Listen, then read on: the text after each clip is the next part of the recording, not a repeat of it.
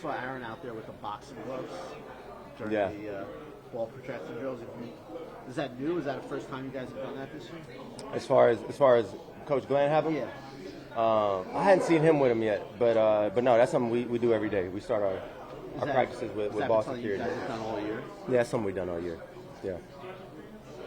How costly is this? How costly? Yeah. Yeah, man. I mean, we talk about it every week. You turn the ball over, unless you create some, you put yourself at a severe disadvantage. So, they make it really hard to win games when you're playing against good teams, and we know that. And it just puts more of an emphasis on when you do have that ball, you're carrying the whole organization in your hands. So, something that we emphasize every week, and it's been really costly. So I hope, if it didn't hit home before, for, some of the guys, it's definitely hitting home now. You've been through some difficult years here. What makes it different this time that you feel like you can turn things around? Yeah, I mean, the group of guys we have. I feel like, we've been building this thing. It hasn't kind of a new collection of teammates when this thing started, and we've had a good amount of time together, but it's still relatively, first quarter of the season. We're going to keep getting better is the way I see it, and I just have faith in the plan that coaches has proposed to us, faith in my teammates. We're going to turn this thing around. We're going to get this thing going, and when it does, it's going to feel real good. So, yeah, man, I got all the confidence in the world in this group. Are you seeing signs of potential a breakthrough, something that can really turn around? Yeah, I mean, I see it in phases throughout games on Sunday. Each week. It's been we've shown the glimpses. It's about being consistent. It's about doing it when it's needed the most, down the stretch, third down, first drive of the game, stuff like that. So I've seen it in glimpses throughout the season, here and there, and now it's about being consistent with it, doing it when it matters most. How do you balance it? I know you're all about winning, but you're putting up great numbers and you're not winning. So how do you balance that? How do you as far as like you personally? You're putting up great numbers, but you're not coming in and wins. I know how much. Yeah, I mean, I wouldn't, this is a simple game. Like it's a winner and a loser. I wouldn't even say there's anything to balance in that case. Like I'm doing my job. It's not enough. Then it's not enough, right? And there's nothing to balance. So let's get over the hump. Let's find a way to win, and just based off history and what I know about myself. Whenever that comes, a lot of other stuff will take care of itself. But no, there's nothing to balance. We lost. Let's get to work and let's figure out a way to get over that hump. Garrett, what would you say to people who wonder why you extended here? What would I say? No, what would you say to those people out there that you see it? You have these big games, and the losing is still coming. I mean, they may be questioning wow, he should have tried to go somewhere else. Why? What would you say to those people who are wondering why you decided to extend here and stay here?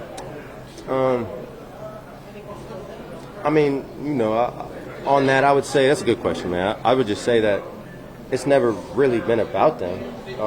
In my case, right? I would say that all of us in this room have had people, that thought you should go about things a certain way, go do this, go chase that. But this is about me, right? And I got to go home at night and feel good about the decisions I make.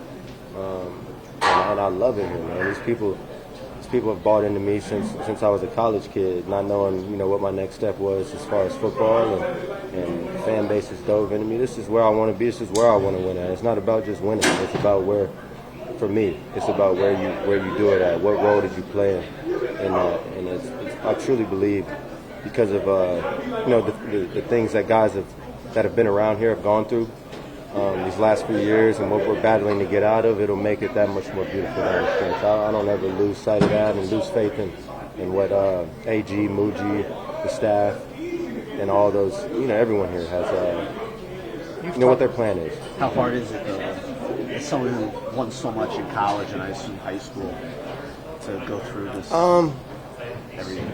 Yeah, I mean, it's hard, man, but I'm in control. We're in control. That's the beautiful thing about it. We got an opportunity to go out and have a good week of practice and then beat the team in front of us on Sunday. That's the mission. Beat the team. It's us on the field. It's no one else on the field. There's no one out there going to save us. No one going to go catch a touchdown for us. None of that. It's us out there. We got full control. So I would say that's the relief I feel. I'm confident in my ability and my teammates. You've talked about legacy. What do you want yours to be?